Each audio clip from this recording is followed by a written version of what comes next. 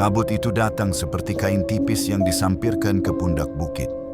Dini hari di lereng Gunung Kemukus, angin bergerak pelan sambil membawa bau tanah basah, dupa, dan sesuatu yang mirip darah yang sudah kering.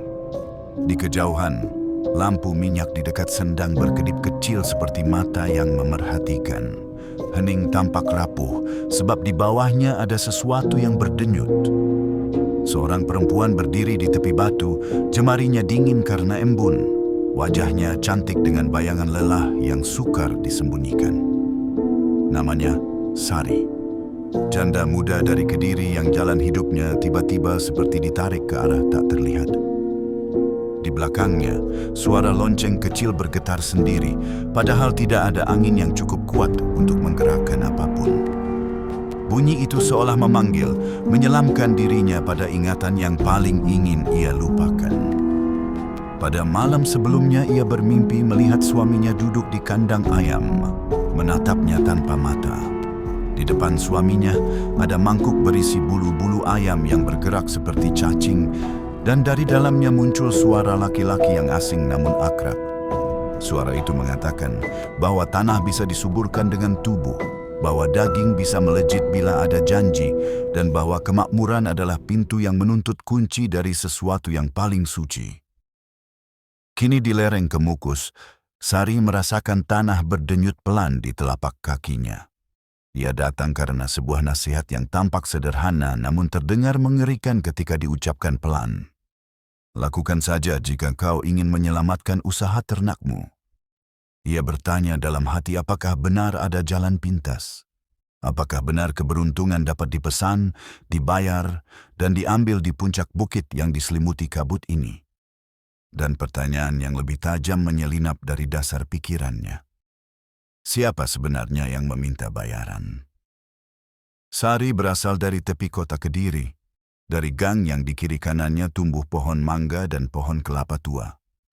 Rumahnya tidak besar, tetapi halaman belakangnya cukup untuk kandang ayam dan gudang pakan. Ia tumbuh dari keluarga penjual bahan makanan, dan ketika menikah dengan Bima, seorang lelaki yang tenang dan gemar merapikan segala sesuatu, mereka memutuskan memperbesar usaha ayam potong. Hidup mereka tidak kaya raya, tetapi cukup. Hingga suatu petang saat hujan turun sangat pelan, Bima ditemukan terjatuh di lantai kandang. Lehernya seperti dihimpit sesuatu yang tak terlihat. Tidak ada luka terbuka, hanya memar yang membentuk lingkaran samar. Sejak saat itu, langit rasanya selalu lebih rendah. Tumpukan utang muncul pelan, lalu menanjak seperti rumput liar. Harga pakan naik, pembeli turun, dan kandang menjadi tempat yang aneh karena embun di lantai susah kering meskipun matahari tinggi.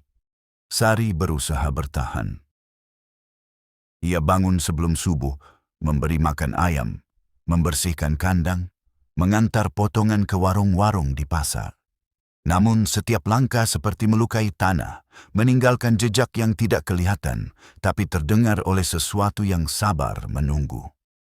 Pada suatu malam di pasar, lampu-lampu neon berkedip dan udara mengandung bau gulai dari warung sebelah. Datang seorang lelaki tua dengan topi anyaman. Ia duduk di bangku panjang dekat lapak pakan. Matanya kecil, tapi cara memandangnya seperti memutus benang-benang yang mengikat leher orang lain. Ia bertanya apa kabar usaha yang sedang menurun. Ia bercerita tipis tentang tempat yang bisa menyuburkan tanah dan mempercepat daging menggemuk. Gunung Kemukus, katanya dengan suara yang hampir tidak bersuara. Ada cara yang sudah lama dikenal orang-orang. Ada janji yang akan dibalas dengan berlipat. Sari tertawa kecil karena gugup. Ia mencoba menolak dengan sopan. Lelaki tua itu hanya mengangguk. Ia meninggalkan secarik kertas dengan tulisan yang tidak rapi. Di kertas itu tertera hari yang baik, jam yang disarankan, dan 3 benda kecil yang harus dibawa. Dupa, kain putih, dan air dari sendang manapun yang dianggap suci oleh hati. Di bawahnya ada satu kalimat yang tampak seperti peringatan. Jangan menoleh jika kau mendengar namamu dipanggil sebelum kabut turun sempurna. Rumor tentang Kemukus bukan hal baru. Orang-orang di pasar pernah membicarakannya sambil menyendok kuah soto dan menepuk nyamuk di betis. Katanya di sana ada doa yang harus diucapkan bersama orang lain. Katanya, ada pintu rezeki yang membuka hanya jika dua orang bersama-sama mengetuknya. Orang yang tidak tahu menyebutnya ritual yang penuh gairah. Orang yang lebih lama di sana menyebutnya tata cara lama untuk menyuap sesuatu yang tidak ingin disebut dengan nama apapun. Yang dicari selalu sama, mempercepat putaran uang, membuat dagangan habis sebelum azan Isya, mengganti aroma miskin dengan aroma dupa dan minyak. Sari tidak menganggap dirinya suci. Ia tahu batas, ia tahu malu, dan dalam dada ada bekas cinta pada suaminya yang meski sudah dingin masih terasa hangat. Tetapi ia juga tahu rasa takut yang paling nyata. Hutang yang jatuh tempo, pegawai yang menunggu gaji, pakan yang harus dibeli besok pagi. Keluarga mendiang suami yang bergantung padanya, meski mereka tidak pernah meminta terang-terangan. Ketika keputusasaan datang seperti binatang kecil yang memagut pelan, orang bisa mengabaikan peringatan. Orang bisa menganggap kabut sebagai jalan. Malam itu Sari duduk di tepi ranjang, memandang foto Bima di dinding. Ia berbisik minta maaf, entah untuk apa dan kepada siapa.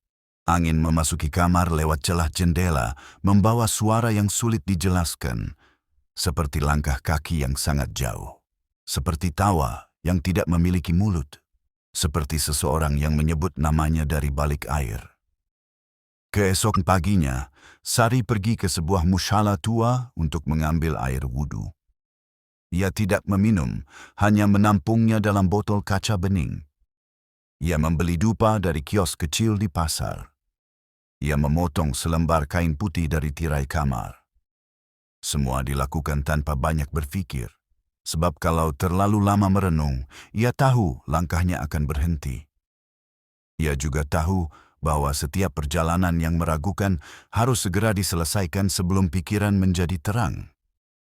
Perjalanan ke Kemukus bukan rute yang jauh dari Kediri jika menumpang mobil sewaan. Sopir bercerita soal orang-orang yang datang diam-diam dan pulang dengan senyum yang agak kaku. Di tengah perjalanan, ponsel Sari bergetar. Pesan dari seorang pelanggan lama yang menanyakan stok ayam untuk acara hajatan. Jumlahnya besar, pembayaran kontan. Sari menatap layar lama, lalu menutup ponsel. Ia menganggapnya tanda. Benar atau tidak, ia memutuskan menafsirkan dunia seperti itu sore itu. Gunung Kemukus menyambut dengan hawa yang berbeda. Pohon jati berjajar seperti tombak yang ditancapkan dalam tanah sejak lama. Warung-warung kecil di kaki bukit menjual bunga, dupa, dan jajanan sederhana. Orang-orang yang datang tidak saling menyapa. Setiap tatapan seperti menghindari pertemuan. Di dekat sendang, ada lonceng kecil dari tembaga, digantung pada tiang kayu. Di bawahnya, air memantulkan cahaya yang tipis. Sari meletakkan botol, kain dan dupa di tepi batu. Ia merasakan jantungnya berdetak tidak pada tempatnya, seolah memasuki ruang yang memperpendek jarak antara pikiran dan hal-hal yang tidak ingin dipikirkan. Matahari turun perlahan, hening menebal. Kabut turun dalam gerakan yang hampir seperti tarikan napas. Pada saat itulah ia mendengar namanya disebut dengan pelan dari balik pepohonan. Ia ingat kalimat di kertas. Jangan menoleh. Ia memejamkan mata, mengatupkan bibir, dan menyebut doa yang tidak pernah diajarkan di rumah siapapun. Di sela-sela doa itu, muncul bayangan Bima yang duduk di kandak, menatapnya dan tidak menuduh. Bayangan itu membuatnya semakin yakin bahwa ia tidak punya pilihan lain. Di tempat ini, orang tidak mencari persetujuan. Orang hanya menyerahkan sesuatu lalu menunggu apakah pertukaran itu diterima. Ketika kabut mengelilinginya, Sari menyadari satu hal yang tidak ada di nasihat lelaki tua. Di lereng Kemukus, suara doa kadang dibalas oleh suara lain yang menyelinap melalui embun. Suara itu tidak kasar, tidak memaksa, justru ramah, nyaris akrab, seperti tetangga yang menawarkan gula. seperti teman lama yang membuka pintu. Suara itu berkata bahwa tanah bisa kenyang bila diberi makan, bahwa daging bisa cepat penuh bila diberi nama, bahwa janji akan dilunasi dengan cepat asalkan seseorang berani menyentuh batas. Sari menarik napas panjang dan waktu seolah menoleh ke arah lain. Hari-hari setelah kembali dari Kemukus berjalan dengan kecepatan yang tidak wajar. Ayam-ayam di kandang tumbuh gemuk lebih cepat. Nafsu makan mereka baik, bulu-bulu mereka tampak lebih mengilap. Para pembeli seperti menemukan kembali warung Sari di pasar. Mereka memuji tekstur daging yang padat dan tidak mudah susut saat dimasak. Beberapa warung bahkan memesan 2 kali lipat. Uang tunai datang seperti hujan sore hari, deras dan meyakinkan. Sari menandai tanggal-tanggal itu di buku catatan, heran sekaligus takut. Ia merasa seperti berjalan di atas lantai yang licin, namun tidak boleh berhenti. Namun kejanggalan ikut datang. Pada suatu subuh, Sari menemukan lantai kandang basah oleh cairan yang tidak seharusnya ada di situ. Bukan air, bukan darah segar, tetapi bau yang mengingatkan pada besi dan bunga layu. Di sudut kandang, satu telur berwarna pucat memiliki guratan yang membentuk sesuatu yang mirip garis-garis wajah. Ia mencoba masuk akal. Mungkin cahaya lampu memantul aneh. Mungkin pikirannya sedang bermain. Tetapi ketika ia mengambil telur itu, telapak tangannya terasa seolah disentuh dari dalam oleh sesuatu yang tipis, seperti rambut. Malam berikutnya, Sari mendengar desa pendek dari belakang gudang pakan. Ia menyangka ada tikus. Ketika ia mendekat, tidak ada apapun. Desa itu pindah ke sisi lain, lalu ke atap, lalu ke bawah lantai. Seperti seseorang yang sedang mencoba mencari posisi duduk. Di sela suara itu, namanya disebut dengan nada lembut. Ia memejamkan mata, mencoba mengingat larangan di kertas. Jangan menoleh. Tetapi ini bukan Kemukus. Ini halaman rumah sendiri. Ia menoleh karena sedang di rumah. Tidak ada siapa-siapa. Angin diam, tetapi tirai seperti bergerak menahan tawa. Pagi hari, 2 pekerja kandang meminta izin pulang lebih cepat. Mereka bilang malam tadi bermimpi sama. Mereka bermimpi berdiri di pintu kandang, dan seseorang menyodorkan mangkuk yang di dalamnya ada bulu-bulu lembut yang berputar pelan. Pekerja pertama merasa pusing setelah menceritakan itu, lalu memegang tengkuknya. Pekerja kedua diam dan tidak menatap mata Sari. Mereka berdua minta cuti 2 hari. Sore harinya, salah satu dari mereka mengundurkan diri. Pesan yang terkirim ke ponsel Sari singkat dan rapi. Maaf Bu, saya pindah kerja di kota tetangga. Tidak ada nama baru yang direkomendasikan. Tidak ada alasan yang jelas. Hanya kepergian yang rapi seperti seseorang yang memasang kunci dari luar. Malam ketiga, suara lonceng kecil terdengar dari arah halaman belakang. Sari tidak punya lonceng. Siapa yang membunyikan? Ia keluar dengan senter. Di atas pagar bambu ada benda menggantung. Lonceng kecil dari tembaga, mirip dengan yang ia lihat di dekat sendang Kemukus. Angin tidak cukup kencang, tetapi lonceng bergerak dengan ritme yang tidak mengikuti alam. 3 kali pelan, berhenti, lalu sekali sangat pelan, seperti menahan napas. Ketika Sari mendekat, ia melihat pada dasarnya ada serat kain putih yang terikat. Kain yang tampak seperti sobekan dari tirai miliknya. Pada malam keempat, ayam-ayam ribut tanpa alasan. Bukan karena ular, bukan karena tikus.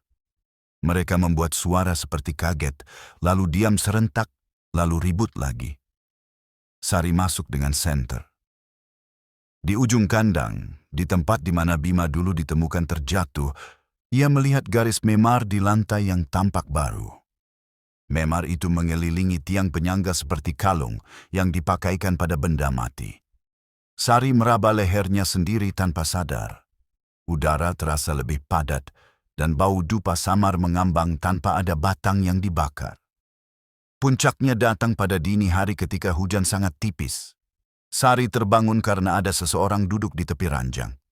Ia tidak melihat apa-apa, tetapi tengkuknya terasa dingin seperti disentuh oleh jari yang tidak berwujud. Dalam gelap, ada suara yang mengatakan bahwa janji adalah pintu, bahwa pintu sudah terbuka, bahwa setiap pintu membutuhkan pengunjung. Sari menahan tangis yang tidak jadi keluar. Ia mengangguk sangat pelan tanpa sadar, karena di dada ada ketakutan yang menuntun tubuh bekerja sendiri. Saat itu pula lampu kamar berkedip dan pada dinding tergambar bayang-bayang seseorang yang berdiri tanpa kepala. Bayang itu menoleh tanpa leher dan sesuatu dalam hati Sari runtuh dengan sunyi. Pagi hari, kabar menyebar bahwa salah satu pemasok pakan di pasar tidak datang membuka kios. Orang-orang bilang ia pulang kampung mendadak. Orang lain bilang ia sakit. Di antara suara-suara itu, Sari menerima telepon dari pelanggan yang memesan lebih banyak daripada rencana awal. Mereka senang karena dagingnya padat. Mereka memuji ketepatan waktu. Mereka menanyakan apakah Sari bisa memenuhi pesanan lain untuk hari besar yang sebentar lagi tiba. Semua terdengar seperti keberuntungan. Namun di bawahnya ada sesuatu yang bergerak lambat, seperti akar yang mencari jalan ke sumur. Pada sore itu Sari sadar bahwa sesuatu telah dimulai, dan tidak ada lagi tempat yang aman untuk berdiri tanpa bergoyang. Hujan berhenti sebelum larut malam, meninggalkan aroma tanah yang tajam. Sari duduk di teras sambil memegang buku catatan. Ia berusaha menghitung ulang uang masuk dan biaya pakan. Angka-angka itu terlihat seperti teman yang menyenangkan. Namun kepala bagian belakangnya berat, seolah ada tangan yang menempel cukup lama. Ketika ia menutup buku, suara sayap mendadak bergetar dari kandang. Bukan satu dua, tetapi seperti ribuan kecil yang menabrak jaring halus di udara. Sari berdiri cepat dan mengambil senter. Di dalam kandang, barisan ayam tampak normal, tapi udara tidak normal. Dingin datang dari bawah ke atas, bukan dari angin. Bau dupa muncul seperti seseorang baru saja meniup padam nyala dan menyisakan asap paling tipis. Sari menyusuri lorong kandang. Setiap langkah memunculkan bunyi jepit kecil dari papan kayu yang menua. Di depan, di tiang penyangga yang tadi siang ia lihat memar lingkar, ada benda yang menempel. Ia mendekat. Benda itu sepotong kain putih kecil, diikat rapi pada paku kecil yang ditusukkan ke tiang. Pada kain itu ada noda kecoklatan yang belum kering sepenuhnya. Sari mundur satu langkah. Di belakangnya, sesuatu berjalan pelan tanpa suara. Ia menahan napas, menoleh, dan hanya menemukan barisan mata ayam yang mengkilap menyerap cahaya senter. Malam itu suara lonceng kembali terdengar. Ritmenya berubah. 5 kali cepat, diam, 2 kali pelan. Lalu 1 kali sangat lama seakan seseorang menggesekkan kuku pada tembaga. Sari mencoba mengabaikan. Ia masuk ke kamar, menutup pintu, dan mematikan lampu. Tetapi gelap malam ternyata menyisakan garis-garis abu yang bergerak pelan di sudut langit-langit. Seperti jaring laba-laba yang bernafas. Ia menutup mata sambil menghitung angka. Ketika mencapai angka 200, ada napas lain di dalam kamar. Bukan dari mulut, bukan dari hidung, tetapi dari dinding. Napas dinding. Panas lembab yang datang dari arah yang tidak memungkinkan. Sari membuka mata dan melihat bayang-bayang yang tidak mengikuti benda. Bayang itu berdiri di dekat figura foto Bima, lebih tinggi setengah kepala dari Bima di foto. Bayang itu memiringkan kepala tanpa leher, dan ruangan menjadi lebih sempit. Keesokan harinya, seorang tetangga bernama Mira datang membawa kabar. Ia bilang ada gosip di warung kopi dekat pasar. Kabarnya Sari sedang dibantu sesuatu. Orang-orang mengamati perubahannya. Pakaian semakin rapi, tatapan semakin tajam, dan ayam-ayamnya seolah menganggapnya bukan manusia. Gosip seperti itu biasa di tempat kecil, tapi di balik mata Mira, ada kekhawatiran. Ia berbisik agar Sari hati-hati. Ia mendengar cerita tentang orang-orang yang melakukan sesuatu di Kemukus lalu tidak bisa berhenti. Mereka harus kembali berkala, bukan untuk meminta, tetapi untuk menyetor. Kata Mira, menyetor bisa berupa apa saja. Waktu, bagian dari diri, atau seseorang yang datang tanpa sengaja. Sore harinya, seorang pemasok pakan baru mengantarkan karung-karung.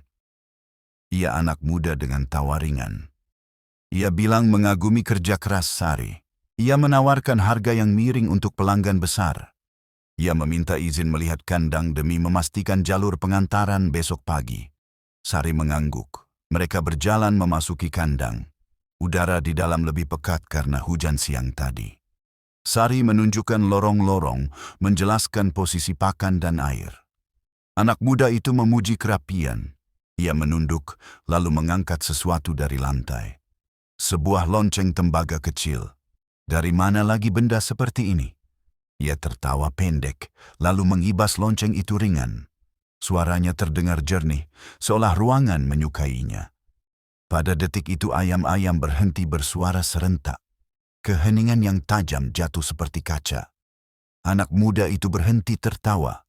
Ia memandang Sari dengan bingung. Mata Sari menangkap sesuatu pada bayangannya sendiri di papan dinding. Ada figur lain berdiri rapat di belakangnya. Tinggi, kurus, dan tidak memiliki kepala. Malam itu anak muda tersebut tidak pulang ke rumahnya menurut cerita orang. Keluarganya mencari kemana-mana. Terakhir yang melihatnya adalah tetangga yang bilang ia sedang mendorong sepeda motor melewati jalan becek yang menuju rumah Sari. Orang-orang di kampung ini terbiasa dengan kehilangan sehari dua hari. Namun menjelang subuh, kabar menjadi lebih gelap. Di pinggir sungai kecil dekat jembatan bambu, seseorang menemukan jejak sepatu yang berakhir di tanah lunak. Tidak ada tanda tergelincir, tidak ada tanda terjatuh. Hanya 3 langkah terakhir yang lebih dalam, seperti seseorang tiba-tiba menjadi sangat berat lalu lenyap ke bawah. Sejak peristiwa itu, suara bisik menjadi lebih sering. Di dapur, di gudang pakan, di halaman samping, selalu ada 2 atau 3 kata yang muncul seolah seseorang mengulang pikiran. Janji harus ditepati. Tanah perlu makan. Daging perlu nama. Sari menutup telinga dengan telapak tangan. Tetapi bisik itu menyelinap melalui tulang.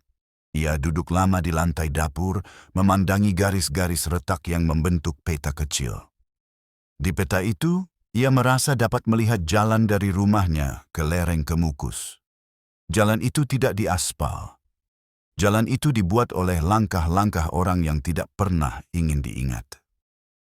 Pada malam yang lain, Sari mencoba menyalakan radio tua di ruang keluarga. Suara penyiar mengabarkan berita ringan. Lagu lama diputar tentang rindu yang tidak sempat disampaikan. 3 menit pertama baik-baik saja, lalu muncul suara lain di antara jeda. Bukan gangguan siaran, bukan suara penyiar lain. Suara itu memanggil namanya dengan nada sabar. Sari mematikan radio. Suara itu tetap memanggil, kini dari arah pintu. Ia berdiri, membuka pintu perlahan, dan tidak ada siapapun selain angin yang tidak bergerak. Ketegangan memuncak ketika sebuah telur aneh menetas tanpa retakan. Cangkangnya tetap utuh, tetapi dari bagian sampingnya tumbuh retin tipis seperti kulit yang ditarik. Dari dalamnya, sesuatu bergerak pelan seperti rahang kecil yang sedang belajar mengunyah. Sari menjerit tanpa suara. Ketika akhirnya ia memecahkan telur itu, isinya hanyalah cairan kekuningan yang biasa. Namun selama 1 detik sebelum cairan itu pecah, ia yakin melihat gurat garis yang membentuk mata, hidung, dan mulut yang tersenyum, sangat kecil. Pada puncak malam, Sari memutuskan hal yang tidak pernah ingin diputuskan. Ia akan kembali ke Kemukus. Bukan untuk meminta, katanya dalam hati. Bukan untuk mengulang, hanya untuk bertanya, hanya untuk menutup pintu yang telah ia buka. Ia mengambil kain putih yang tersisa, menyiapkan sebatang dupa, dan menuang air suci ke dalam mangkuk kecil. Ketika ia melewati halaman, lonceng tembaga kembali berbunyi. Kali ini suaranya seperti seseorang yang bertepuk tangan pelan. Selamat datang kembali, atau selamat tinggal, ia tidak tahu. namun langkahnya tidak bisa ditarik lagi. Ia melangkah ke jalan yang mengarah ke bukit, sementara di belakangnya kandang ayam mengeluarkan bunyi getar halus yang terdengar seperti tawa yang menahan diri. Perjalanan malam ke Kemukus membuat waktu memanjang. Lampu kendaraan memahat ruang sempit di antara pohon dan gelap. Di kepala Sari, kalimat-kalimat yang ditinggalkan lelaki tua di pasar kembali berputar seperti daun tua dalam air. Ada cara yang sudah lama dikenal orang-orang. Ada janji yang harus dibayarkan. Ia mencoba mengingat wajah lelaki tua itu. Matanya yang kecil, tenangnya yang palsu. Ia penasaran mengapa orang seperti itu selalu tahu di mana orang lain sedang rapuh. Di kaki gunung, warung-warung sudah menutup sebagian. Hanya 1-2 yang masih buka dengan lampu redup. Sari berjalan melewati sendang. Airnya memantulkan langit yang mendung. Lonceng tembaga tergantung diam, tetapi udara di sekitar tiang terasa lebih dingin. Ia duduk di batu yang sama seperti malam pertama kali datang. Mula-mula ia berdoa pelan dengan kata-kata yang diingatnya dari kecil. Lalu ia berhenti dan berbicara seperti orang yang sedang menawar harga. Ia mengatakan ia mau menutup urusan. Ia mengatakan tidak ingin lagi jalan pintas. Ia mengatakan akan bekerja keras dan mengganti semua pesanan dengan keringat sendiri. Udara tidak menjawab. Hanya kabut yang turun lebih tebal, seperti tirai yang ditarik dari arah belakangnya. Dari sela kabut, datang langkah pelan. Seorang perempuan tua muncul, membawa nyala kecil di ujung dupa. Wajahnya biasa saja, tidak terlalu dingin, tidak terlalu hangat. Ia duduk di batu lain tanpa diminta, seolah telah lama mengenal tempat itu lebih dari siapapun. Ia menatap Sari lama, lalu bertanya dengan suara yang hampir tidak terdengar, apakah ini pertama kalinya Sari mencoba membatalkan perjanjian? Sari tidak langsung menjawab. Perempuan itu tertawa kecil, lalu bercerita. Zaman dulu, kata perempuan itu, bukit ini adalah tempat orang menaruh sisa-sisa harap. Ada raja yang jatuh, ada putra yang kehilangan jalur, ada pedagang yang kehabisan modal, ada janda yang kehabisan waktu. Mereka datang, membawa sesuatu yang paling mudah digenggam, namun paling sulit dikembalikan. Mereka menyentuh batu, menatap air, dan menawar pada yang tidak terlihat. Ada kalanya, mereka pulang dengan kantong yang berat. Tetapi di setiap berat ada ekor. Ekor itu akan menarik balik, pelan atau cepat, sampai akhirnya orang yang menawar lupa siapa yang menahan tali.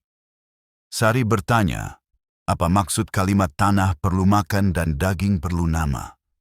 Perempuan itu menatap ke air lama sekali. Ia mengatakan bahwa rezeki yang dipercepat harus diberi penjelasan pada tanah. Jika tidak ada penjelasan, tanah akan bertanya pada cara yang paling keras. Menjelaskan pada tanah berarti memberikan tanda. Tanda itu bisa berupa bau yang dibiarkan tinggal. Bisa berupa waktu yang diserahkan setiap purnama. Bisa berupa orang yang datang dan tidak kembali. Sari merasakan dadanya sesak. Ia bertanya apa yang terjadi pada orang yang coba berhenti. Perempuan itu tidak langsung menjawab. Ia mengangkat dupa, menundukkan kepala, dan berbisik bahwa setiap orang yang berhenti harus mengganti tanda dengan tanda lain yang lebih jelas. Jika tidak, ekor akan menarik dengan cara yang akan mengganggu pikiran sebelum ia mengganggu tubuh. Sari menunduk. Ia mengingat anak muda pemasok pakan yang menghilang. Ia mengingat pekerja kandang yang mundur tanpa alasan.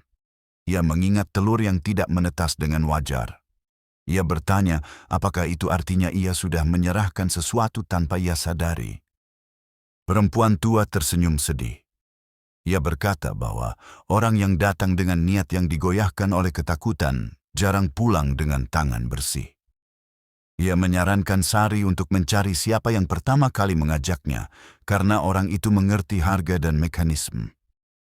Orang itu biasanya adalah penghubung. Orang seperti itu disebut penjaga pintu yang tidak terlihat dalam daftar siapapun. Sari mengingat lelaki tua di pasar. Ia ingin tahu di mana ia dapat menemukannya. Perempuan tua menunjuk jalan kembali ke kaki gunung. Katanya ada warung yang tidak pernah tutup meskipun lampunya sering padam. Di sana orang bertemu orang. Di sana, bila seseorang menanyakan nama dengan cara yang benar, pintu kecil akan terbuka. Perempuan itu menambahkan satu nasihat. Bila kau mendengar namamu dipanggil sebelum menyeberang jalan kembali, jangan menoleh. Namamu akan dipanggil dengan suara yang paling kau rindukan. Itulah kunci paling tua di tempat ini. Sari berjalan kembali ke kaki bukit. Di jalan setapak, ia mendengar suara yang sangat ia kenal. Bima memanggilnya dengan nada yang lembut sekali. Hanya satu kata. Sari. Ia menggigit bibir sampai terasa asin. Ia terus berjalan. Suara itu bertambah dekat. Sari. Sari. Lalu ada suara lain yang lebih muda, seperti anak kecil yang tidak pernah mereka punya. Ibu. Sari menutup telinga dengan kedua telapak, melangkah lebih cepat dan menangis tanpa suara. Ketika mencapai jalan yang lebih lebar, suara itu berhenti seperti lampu yang dipadamkan dari jauh. Warung yang dimaksud perempuan tua memang ada. Lampunya padam menyalanya tidak teratur. Di dalam, seorang lelaki duduk membelakangi pintu, menatap meja kosong, topinya anyaman, matanya kecil, dan caranya duduk seperti seseorang yang tahu arah angin yang baik. Sari mendekat dan duduk tanpa permisi. Lelaki itu tersenyum tanpa gigi terlihat. Ia memuji keberhasilan Sari di pasar dengan pada yang tidak menyenangkan. Sari tidak membalas pujian itu. Ia bertanya apa yang harus dilakukan untuk berhenti. Lelaki itu menghela napas seolah bosan. Berhenti tidak sulit katanya, hanya saja tidak murah. Ia berkata bahwa tanda yang sudah tertanam tidak bisa dicabut begitu saja. Ia perlu diganti. Jika awalnya tanah diberi bau, sekarang tanah harus diberi sunyi. Jika awalnya daging diberi nama, sekarang nama harus dipulangkan. Sari tidak mengerti. Lelaki itu membungkuk mendekat. Ia berbisik bahwa sunyi adalah sepi yang benar-benar kosong di kandang. Tidak ada ayam, tidak ada aktivitas, tidak ada transaksi, hanya lantai, tiang, dan udara. Lakukan selama 1 siklus bulan. Ia berhenti sejenak, menatap reaksi Sari, lalu menambahkan bahwa nama yang harus dipulangkan adalah satu nama yang sudah pernah disebut diam-diam di antara doa. Nama itu harus dibawa kembali ke air dengan sesuatu yang berasal dari rumah. Sari mundur setengah langkah. Ia tidak ingat pernah menyebut nama siapapun. Lelaki tua tertawa pelan. Ia berkata, orang jarang sadar ketika menyebut. Kadang menyebut itu terjadi hanya dalam niat. Kadang terjadi ketika menatap foto seseorang terlalu lama. Kadang terjadi ketika mengusap kain putih sambil memikirkan satu wajah. Nama-nama itu sampai juga, ia berkata, karena tempat ini mengumpulkan napas orang lebih cepat daripada orang menyadarinya. Sari merasakan pusing datang dari belakang mata. Ia memegang tepi meja supaya tidak jatuh. Lelaki tua mengeluarkan lonceng tembaga kecil dari saku. Ia meletakkannya di meja. Katanya benda ini akan berbunyi jika Sari memilih benar. Jika malam-malam ini sunyi di kandang sesuai yang diminta, lonceng akan berhenti memanggil. Jika tidak, lonceng akan mencari sendiri siapa yang paling dekat dengan suara Sari. Sari pulang menjelang subuh. Jalan terasa lebih panjang. Di depan rumah, ia berdiri lama sambil memandang kandang. Di dalam gelap, ia merasa banyak mata menatapnya dari arah yang salah. Ia masuk, mematikan lampu halaman, dan duduk di lantai ruang keluarga. Lonceng tembaga ia letakkan di meja. Malam itu ia memutuskan menghentikan penjualan.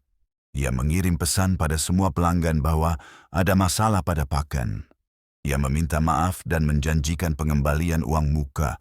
Beberapa membalas dengan pengertian, beberapa marah, beberapa tidak menanggapi sama sekali. Hari pertama sunyi berjalan berat. Ayam-ayam tetap berkokok dan mencari makan. Pekerja yang tersisa bingung. Sari meminta mereka libur dan dibayar penuh. Ia sendiri membersihkan kandang pelan-pelan. Ia menutup sebagian area dengan kain. Ia memindahkan beberapa ayam ke kandang kecil untuk dirawat, bukan untuk dijual. Pada sore hari, lonceng berbunyi sekali. Pada malam hari, lonceng berbunyi 2 kali, sangat panjang. Di sela bunyi itu, ada suara langkah di atas atap, bukan langkah manusia, bukan langkah ayam. Seperti langkah seseorang yang tidak punya berat badan, tetapi tahu cara menjatuhkan bayangan. Hari kedua, sunyi berubah bentuk, bukan lagi tanpa suara, tetapi tanpa arah. Sari merasa setiap ruangan di rumahnya menjadi ruang tunggu. Udara penuh orang, tetapi tidak ada satupun yang terlihat. Ia berjalan, berdoa, dan berhenti di depan foto Bima. Ia menyentuh kaca figura. Ia berbisik minta maaf untuk sesuatu yang mungkin tidak ia sadari telah ia lakukan. Lonceng tidak berbunyi malam itu. Tetapi pada dini hari, ia bermimpi berdiri di sendang kemukus. Airnya tidak memantulkan langit. Airnya memantulkan wajahnya sendiri yang menua dalam satu kedipan. Hari ketiga, sebuah kabar datang dari pasar. Anak muda pemasok pakan ditemukan, bukan dalam wujud yang diinginkan siapapun. Di pinggir sungai kecil, polisi dan warga melihat tanah yang baru diangkat. Di bawahnya tidak ada tubuh, hanya pakaian kerja yang dilipat rapi dan karcis parkir. Seseorang berkomentar bahwa itu tanda seseorang pergi dengan sukarela. Orang lain menutup mulutnya dengan punggung tangan. Sari tidak pergi ke tempat itu. Ia hanya berdiri di dapur, memegang pinggir meja, dan menatap cangkir yang kosong. Pada sore yang panjang, Sari akhirnya mengerti nama yang dimaksud lelaki tua. Ia duduk di lantai kamar, memegang kain putih yang pertama kali ia bawa. Di kain itu ada noda yang semakin pudar. Ia memejamkan mata dan melihat bayangan Bima duduk di lantai kandang, menatapnya tanpa marah. Ia menyadari bahwa ketika pertama kali datang ke Kemukus, ia menyebut satu nama sambil memegang kain. Ia tidak menyebut nama orang lain. Ia menyebut nama Bima sendiri, tanpa sadar, dengan harapan agar rumah kembali seperti dulu.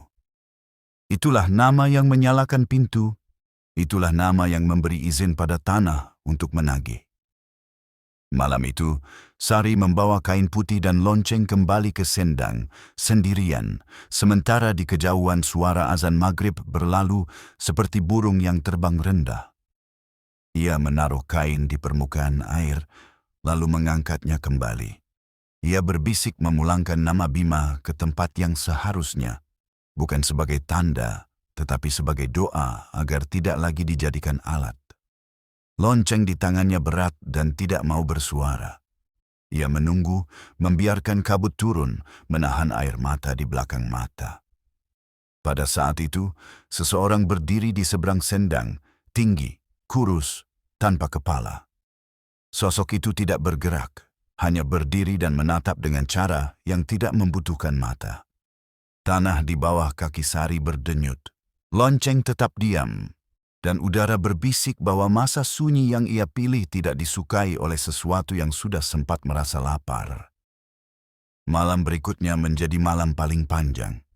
Angin tidak masuk, namun tirai bergerak. Lantai tidak bergeser, namun bayangan berpindah tanpa tubuh. Sari duduk di tengah ruang keluarga dengan lonceng di pangkuan, menunggu tanda bahwa pilihannya diterima. Di luar, ayam-ayam tidak berisik seperti biasa. Mereka seperti menahan kokok di tenggorokan. Sunyi yang ia bangun terasa seperti jembatan yang belum selesai. Di ujung jembatan itu, ada sesuatu yang menunggu tanpa sabar. Sekitar tengah malam, pintu kamar mandi bergetar pelan. Bukan karena angin, bukan karena pipa air. Getar itu seperti seseorang menempelkan telapak dari dalam. Sari berdiri. Ia menghitung langkah, lalu berhenti di depan pintu. Ia memegang gagang, merasakan dingin yang mengalir ke pergelangan. Saat itu, lantai di belakangnya berderit, seperti ada kaki yang baru saja menapak lalu menghilang. Sari menoleh. Ruang keluarga kosong, hanya lonceng di meja yang bergeser setengah sentimeter mendekati pinggir. Ia kembali menatap pintu kamar mandi. Dari celah bawah ada cairan mengalir tipis dan bening. Bukan air, sebab baunya seperti besi yang disimpan lama. Sari membuka pintu dengan perlahan. Lampu kamar mandi padam. Dalam gelap, ia melihat kontur bak mandi, ember, dan cermin kecil. Pada cermin itu, ada kabut yang bergerak dari dalam keluar, bukan sebaliknya. Kabut itu membentuk garis-garis sebelum pecah kembali menjadi embun. Di antara garis itu, tampak wajah Bima yang menatapnya tanpa mata. Mulutnya membuka tapi tidak mengeluarkan suara. Sari memegang tepi wastafel. Ia berbisik memohon maaf dan mengulang niat memulangkan nama. Wajah di cermin memudar, namun di lantai, jejak kaki yang tidak basah muncul satu persatu menuju lorong rumah. Jejak itu berhenti di depan pintu belakang yang mengarah ke kandang. Pintu bergetar, lalu terbuka sedikit tanpa sentuhan. Dari luar, gelap menetes seperti tinta. Udara membawa bau yang membuat pusing. Dupa yang lama. Bulu ayam yang basah dan sesuatu yang mirip nafas di punggung leher. Sari melangkah melewati pintu. Di halaman lonceng tembaga yang tergantung berbunyi pelan. Tidak ada angin, tetapi suaranya mengikutinya ke setiap langkah, seperti teman yang tidak diminta. Di dalam kandang, semua ayam berdiri menghadap satu arah. Ujung lorong, tiang penyangga dengan kain putih yang pernah diikatkan. Kain itu sekarang bergerak sendiri seperti ditiup dari bawah. Di lantai, memar lingkar itu lebih gelap, seperti baru. Sari berjalan mendekat. Setiap langkah membuat udara lebih berat. Dari arah atap terdengar bunyi gesekan pelan, seperti seseorang yang menyeret sesuatu tanpa niat menimbulkan bunyi. Ketika Sari mencapai tiang, kain putih berhenti bergerak. Di belakang tiang, seseorang berdiri, tinggi, kurus, tanpa kepala. Tubuhnya tidak berlendir, tidak berdarah. Hanya tidak lengkap. Dari batas leher, menyeruak kabut tipis yang berputar kecil seperti pusaran. Sosok itu mengangkat tangan sangat pelan. Bukan untuk menyentuh, melainkan untuk menunjuk lantai di bawah tiang. Di sana, terlihat garis yang membentuk lingkaran lebih jelas, dan di dalam lingkaran itu ada mangkuk tanah kecil. Mangkuk itu berisi air yang tidak memantulkan apapun. Sari berlutut. Ia merasakan lututnya dingin, seolah lantai terbuat dari logam yang diletakkan lama di bawah hujan. Ia memegang lonceng, lalu mengangkatnya ke atas mangkuk. Ia mengucapkan niat memulangkan nama sekali lagi. Udara menebal. Ayam-ayam bergerak gemetar. Dari batas leher sosok itu muncul suara seperti seseorang yang berbicara dari dalam sumur. Suara itu mengatakan bahwa janji adalah pintu yang tidak bisa ditutup dari dalam. Hanya dari luar. Dan untuk menutup dari luar, seseorang harus berdiri di luar pintu. Sari mengerti apa yang diminta. Ia menolak mengerti. Tangannya bergetar. Lonceng tidak berbunyi. Saat itulah lantai kandang bergelombang pelan seperti pasir di bawah air. Dari celah papan, sesuatu mendorong naik, bukan tangan, bukan kepala, melainkan potongan-potongan kecil seperti bulu yang bergerak sendiri. Bulu itu menempel pada kakinya, pada ujung kainnya, pada lonceng, lalu jatuh kembali. Dari atap, tetes air jatuh 1-2, padahal di luar tidak hujan. Setiap tetes yang jatuh menimbulkan bunyi yang bukan bunyi air. Seperti nama yang dijatuhkan perlahan agar tidak pecah. Sari menutup mata. Ia berusaha mencari suara perempuan tua di sendang, suara lelaki tua di warung, suara Bima di cermin, dan suaranya sendiri yang semakin kecil. Di dalam gelap, ia melihat 2 jalan. Jalan pertama adalah menerima. Mengikuti permintaan yang tidak diucapkan dengan jelas. Membiarkan satu nama lain menggantikan nama Bima. Jalan kedua adalah benar-benar sunyi, bukan hanya berhenti menjual, bukan hanya menutup kandang, melainkan mengosongkan sampai tidak ada apapun untuk ditukar. Sari membuka mata. Ia memilih yang kedua. Ia berdiri tegak, ia mengambil kain putih dari tiang, ia merobeknya menjadi potongan-potongan kecil, ia memadamkan semua tempat pakan, ia membuka semua pintu kandang. Ayam-ayam berhamburan keluar ke halaman, sebagian naik ke pagar, sebagian berlari tanpa arah, sebagian diam seolah menunggu perintah dari sesuatu yang tidak memberi perintah. Sari menggiring mereka keluar, ke jalan, ke pekarangan tetangga yang kosong, kemanapun yang bukan kandang. Ia mengosongkan ruangan, mengangkat bak pakan, menyiram lantai dengan air sumur sampai memar lingkar itu pudar satu lapis. Sosok tanpa kepala tidak bergerak, namun udara di sekitar batas lehernya memutar lebih cepat, seperti marah tanpa suara. Lonceng di meja kandang membentur sendiri 2 kali. Sari menoleh ke arah lonceng. Ia mengangkatnya, menatap tembaganya yang dingin, lalu melemparkannya ke mangkuk tanah di lantai. Benturan itu tidak menimbulkan bunyi yang wajar. Justru membuat sunyi menebal sampai telinga berdenging. Pada detik itu, sosok tanpa kepala menggeser posisinya setapak. Bukan maju, bukan mundur, seolah menyesuaikan jarak agar tetap sama. Langit di luar kandang memudar dari hitam ke abu. Azan subuh dari masjid jauh terdengar seperti suara yang timbul tenggelam. Sari melangkah keluar dari kandang. Ia berdiri di halaman, memandangi sisa ayam yang masih berkeliaran bingung. Ia menatap langit yang tidak memberi jawaban. Di belakangnya, sesuatu menutup pintu kandang pelan. Suaranya rapi, seperti tangan yang terlatih. Sari menoleh. Pintu tertutup rapat. Di atasnya, lonceng tembaga tidak tergantung lagi. Entah kemana perginya. Dan dari dalam, sunyi yang ia harapkan akhirnya datang. Sunyi yang benar-benar kosong. Sunyi yang membuat dada terasa seperti gua yang baru dikosongkan dari kelelawar. Di tengah sunyi itu, ia merasa ada seseorang berdiri di sampingnya. Tidak menyentuh. Hanya berdiri. Ia tidak menoleh. Ia tahu untuk tidak menoleh. Ia menatap lurus ke depan, menunggu cahaya pertama. Ketika cahaya itu datang, sosok di sampingnya memudar seperti kabut yang dilalui matahari. Sari menarik napas panjang. Untuk pertama kalinya setelah sekian malam, ia tidak mencium bau dupa, hanya bau tanah dan pagi yang normal. Namun di dalam rumah, radio tua menyala sendiri. Suaranya pelan, memutar lagu lama tentang janji yang dikembalikan kepada pemiliknya. Pagi itu, warga melihat pemandangan yang tidak biasa. Ayam-ayam berkelana seperti rombongan yang kehilangan alamat. Beberapa orang membantu mengusir mereka pelan agar tidak masuk ke kebun yang salah. Ada yang tertawa, ada yang geleng kepala. Ada pula yang mengamati Sari dengan mata yang penuh tanya. Ia tidak peduli. Ia mengembalikan tatapan dengan tenang. Dalam dirinya masih ada getar kecil yang belum pergi, tetapi keputusan sudah diambil. Ia memilih sunyi yang paling sulit. Namun yang disimpan bumi jarang selesai dalam sehari.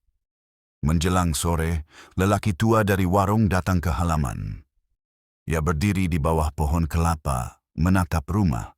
Sari menemuinya di teras. Lelaki itu tersenyum, kemudian mengamati kandang yang pintunya tertutup. Ia berkata pilihan Sari berani, tetapi ada tagihan terakhir yang tidak bisa dihindari. Tanah sudah kenyang bau, katanya. Maka sekarang tanah meminta sunyi itu disegel. Segel paling sederhana adalah api. Bukan untuk menghanguskan hidup, hanya untuk mengakhiri jejak. Sari menatap kandang. Di sana Bima pernah tertawa, bekerja, dan akhirnya diam. Api terasa seperti pisau yang diperlukan dokter. Ia takut, tetapi ia mengerti. Malam itu, setelah izin dari tetangga didapat, ia menyiapkan drum air, karung basah, dan alat pengaman seadanya. Ia menumpuk kayu kering di dalam kandang yang sudah benar-benar kosong. Ia menyiram sedikit minyak tanah pada beberapa titik. Di sekeliling, warga berdiri agak jauh. Mereka tidak bertanya sebab mereka paham bahwa beberapa pertanyaan lebih baik disimpan. Ketika korek dinyalakan, udara menarik napas bersama.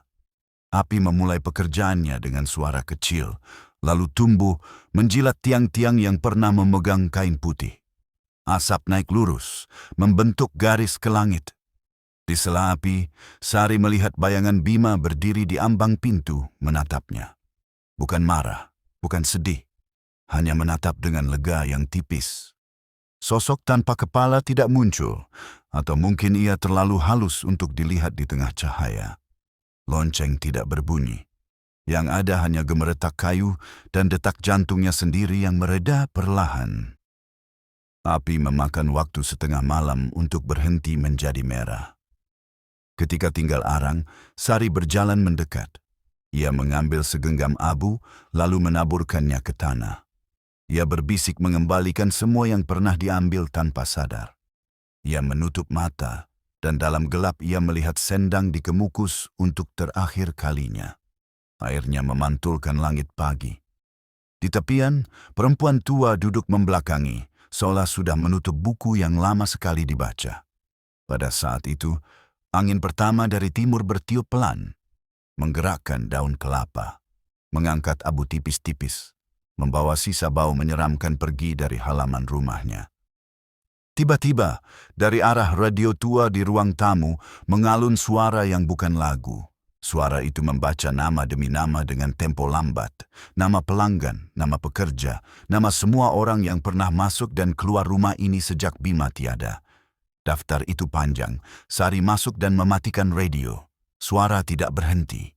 Ia berasal dari kabel listrik yang dingin, dari paku-paku di dinding, dari lantai yang baru saja disapu. Seperti rumah sedang mengingat sendiri semua yang pernah terjadi. Sari berdiri tegak, lalu berucap keras dalam hati bahwa daftar itu cukup. Tidak ada lagi yang ditambah, tidak ada lagi yang dipinjam, tidak ada lagi yang dipanggil. Suara mereda, rumah kembali mengembuskan napasnya yang normal. Di luar, api tinggal bara. Di langit, bintang terbuka satu-satu. Sari duduk di tangga teras, memeluk lutut dan merasakan dingin yang bukan ancaman. Ia tidak tahu apakah semua sudah selesai. Tetapi ia tahu sesuatu yang penting, bahwa di dunia ini ada pintu-pintu yang tidak perlu diketuk, bahwa di bukit yang diselimuti kabut ada suara yang akan selalu menawar dengan harga cantik, dan bahwa pilihan paling berat kadang adalah memilih tidak. Saat hendak masuk ke kamar, Sari berhenti sebentar di depan figura Bima. Ia menatap lebih lama dari biasanya. Di kaca yang rapi, tidak ada embun yang bergerak dari dalam. Tidak ada wajah tanpa mata. Tidak ada bayang tinggi kurus tanpa kepala. Hanya dirinya sendiri, matanya sembab, tetapi tatapannya lebih mantap daripada kemarin. Ia menyentuh tepian figura, lalu mematikan lampu. Malam menutup rumah dengan cara yang akhirnya terasa masuk akal. Beberapa minggu berlalu. Rumah Sari menjadi lebih sepi, tetapi bukan sepi yang membahayakan. Di halaman, rumput tumbuh dan semut membuat jalurnya sendiri. Bekas kandang kini berupa tanah hitam yang dibiarkan kosong. Setiap pagi, Sari menyiramnya dengan air sumur, seperti menenangkan luka yang telah dijahit. Ia kembali berjualan kecil-kecilan, bukan daging, melainkan bahan dapur yang ia tahu dari kecil. Tempe, rempah, sayur dari kebun tetangga. Penghasilan tidak besar, namun cukup. Orang-orang datang tidak segan, berbicara dengan suara wajar dan pergi dengan senyum kecil. Gosip di pasar mereda dengan sendirinya, seperti kabut yang disapu matahari. Mira sering datang membantu.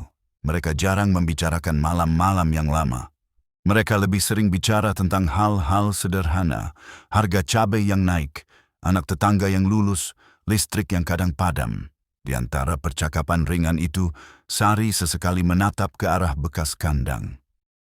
Ia tidak melihat apa-apa selain tanah. Namun telinganya peka terhadap bentuk sunyi baru. Sunyi yang tidak memanggil, sunyi yang hanya menunggu ditanami. Suatu pagi, di pasar, Sari bertemu lagi dengan lelaki tua itu. Ia duduk di bangku yang sama, topi yang sama, tatapan yang sama. Kali ini, Ia tidak memanggil Sari. Ia pura-pura tidak melihat. Sari berjalan mendekat. Ia berdiri di depannya dan bertanya, apakah ada lagi yang perlu dibayar. Lelaki tua tersenyum kecil, tapi matanya tampak kurang yakin. Ia berkata semua pintu sudah ditutup sejauh yang ia tahu. Ia mengucapkan selamat jalan hidup baru. Kata-katanya terasa seperti kertas tipis yang dipakai menutup sumur. Sari tidak marah. Ia sudah kehabisan marah. Ia hanya mengangguk dan pergi. Di perjalanan pulang, awan menutup matahari sebentar. Bayangan bergerak di jalan. Sari menghentikan langkah di depan toko radio bekas. Di etalase ada radio tua yang bentuknya mirip milik Sari. Tuan toko bilang radio itu kadang menyala sendiri. Pembeli sebelumnya mengembalikannya karena ketakutan. Sari tersenyum dan mengatakan itu hanya kabel yang longgar. Ia pulang tanpa membeli apapun. Di rumah, radio tuanya diam. Ia meletakkan setangkai melati di atasnya, bukan untuk sesajen. Hanya untuk mengingat bahwa beberapa benda perlu diberi wangi yang manusiawi. Menjelang malam, angin dari timur datang lagi. Sari duduk di teras, memandang bintang pertama. Ia memikirkan Bima. Ia bersyukur pada kenangan yang tetap lurus meski dunia berusaha memelintirnya. Ia berbisik bahwa hidup akan diteruskan dengan langkah kecil. Ia tidak butuh kebun emas. Ia tidak butuh suara dari balik kabut. Ia hanya butuh pagi yang bisa dipegang. Dari dalam rumah, sebuah bunyi halus terdengar sekali. Seperti piring keramik yang disentuh ujung jari. Ia masuk dan menemukan lonceng tembaga di atas meja. Benda itu kembali tanpa suara. Tali pengikatnya hilang. Permukaan tembaganya mat, tidak memantulkan wajah siapapun. Sari mengangkat lonceng itu. Tidak ada getar yang janggal. Tidak ada dingin yang mengalir ke sendi. Ia menaruh lonceng di laci dan menutupnya. Ketika laci menutup, seekor burung kecil menabrak kaca jendela lalu terbang lagi. Di halaman, bau tanah malam menguat tetapi tidak membawa dupa. Saat hendak mematikan lampu, Sari berhenti. Di dinding, bayang dirinya tampak utuh. Tidak ada bentuk lain yang menempel. Tidak ada tinggi kurus tanpa kepala. Ia tersenyum tipis, lalu lampu padam.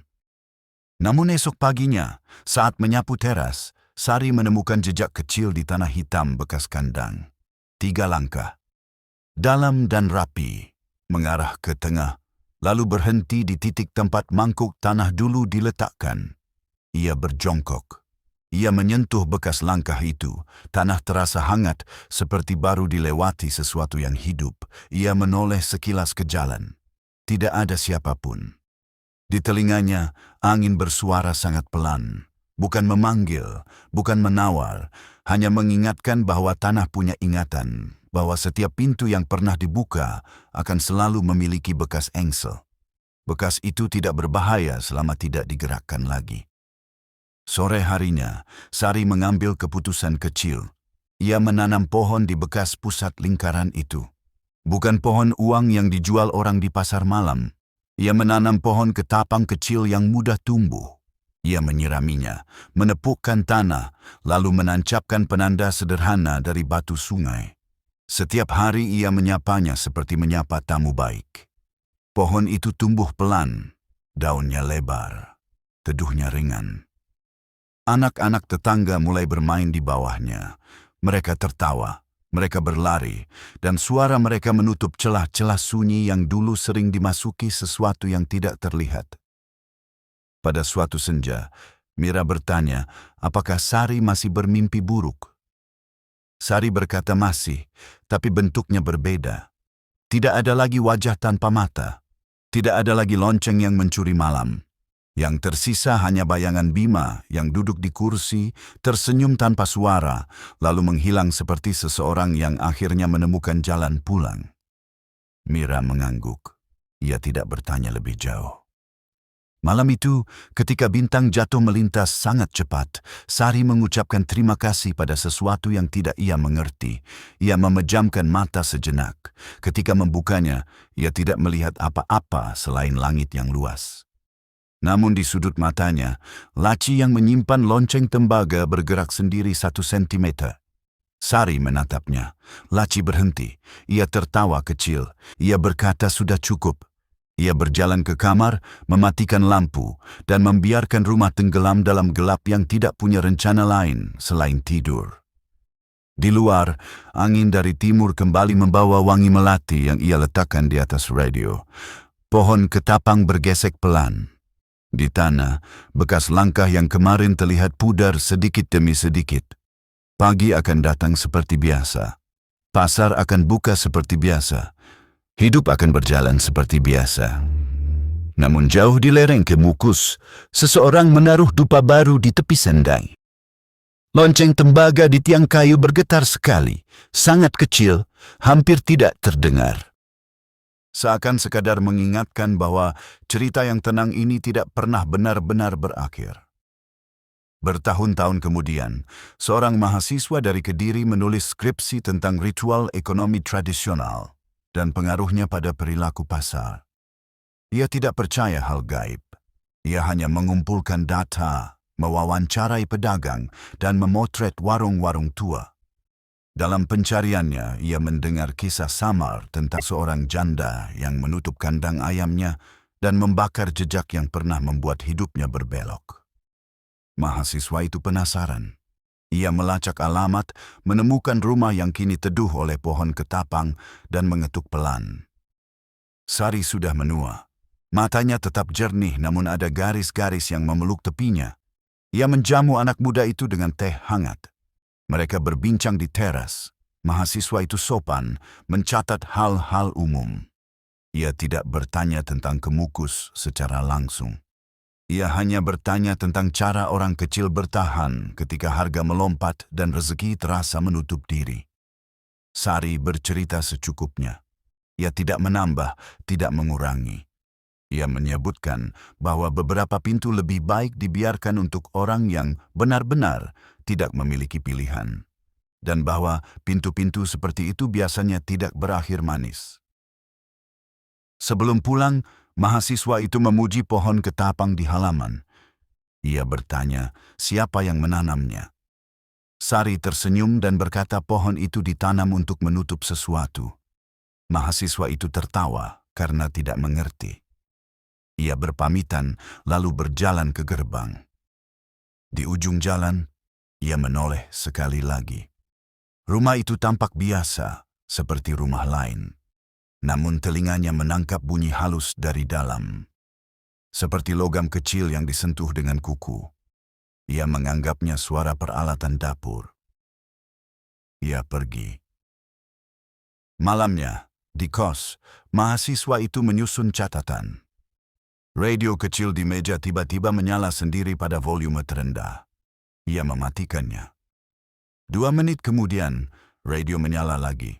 Kali ini tidak ada stasiun, hanya dengung yang stabil. Di antara dengung, ada jeda. Di dalam jeda, seperti ada satu suku kata yang diucapkan pelan sekali. Bukan namanya. Bukan nama siapapun yang ia kenal, hanya suku kata yang mungkin tidak pernah lengkap. Ia mematikan radio, mencabut kabelnya, dan menutup jendela. Keesokan harinya, ia kembali ke pasar.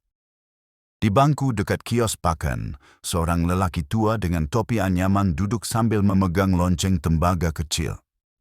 Ia menatap mahasiswa itu sebentar, lalu menawarkan cerita tentang cara lama yang bisa menyuburkan dagangan penelitian. Mahasiswa itu tertawa, menggeleng, dan melanjutkan langkah. Lelaki tua itu tidak mengejar. Ia hanya membalik lonceng di tangannya dan meniup debu yang tidak ada. Lalu ia bergumam pelan tentang tanah yang suka lupa dan manusia yang suka mengingat. Di malam ketiga, mahasiswa itu bermimpi berada di lereng bukit berkabut. Di depan sendang, lonceng tembaga bergoyang sekali. Suaranya jernih. Ia terbangun dengan perasaan bahwa ada seseorang berdiri di tepi ranjang. Ia tidak menoleh. Ia menutup mata rapat-rapat. Dari kejauhan, terdengar suara langkah yang sangat pelan menuju pintu. Ketika pintu tertutup sendiri, ia membuka mata. Di meja, radio kecilnya menyala tanpa kabel. Lampu indikator berkedip pelan. Pada permukaan plastiknya yang kusam, tercetak bayang tipis pohon ketapang yang tidak ada di kamarnya. Esoknya, ia memutuskan menulis skripsi tentang hal yang berbeda. Ia memilih topik yang lebih kering. Ia berhenti mengunjungi warung-warung yang terlalu tua. Ia menutup catatan berdebu dan menyimpan foto-foto yang tidak nyaman dilihat lama-lama. Tetapi di salah satu folder komputernya ada file yang tidak pernah ia buat. Namanya satu suku kata yang tidak lengkap. Ketika ia mencoba menghapus, file itu berubah menjadi jam pasir sebentar, lalu kembali seperti semula. Mahasiswa itu mematikan komputer. Ia keluar mencari angin. Di langit bintang menutup awan. Di telinganya, angin membawa bau melati yang tidak berasal dari manapun. Di Kediri, pada malam yang sama, Sari duduk di teras memandangi pohon ketapangnya yang semakin lebar. Ia merasakan ada sesuatu menatap dari jauh, bukan dengan niat jahat, tetapi dengan rasa ingin tahu yang kuno. Ia berbisik pelan bahwa rumah ini sudah cukup, bahwa tanah ini sudah ditanami, bahwa tidak ada lagi pintu untuk bermain. Angin dari timur datang dan pergi. Laci yang menyimpan lonceng tembaga tidak bergerak. Radio tua diam. Lalu, tidak ada apa-apa. Hanya malam yang terus menjadi malam. Tetapi cerita seperti ini tidak pernah benar-benar selesai. Karena di tempat lain, di pasar lain, di bukit lain yang diselimuti kabut, selalu ada seseorang yang duduk sendirian dengan kantong yang terlalu ringan dan waktu yang terlalu sempit. Selalu ada suara yang menawarkan jalan pintas dengan harga yang terdengar wajar. Dan selalu ada lonceng tembaga yang bisa digerakkan hanya oleh keinginan untuk percaya. Cerita akan menunggu di sana, tenang, sabar, dan jika diberi kesempatan, akan mengetuk engsel pintu yang pernah dikenal. Dengan pelan, dengan sabar, dengan keyakinan bahwa manusia, pada akhirnya, selalu belajar melalui pintu yang mestinya tidak dibuka.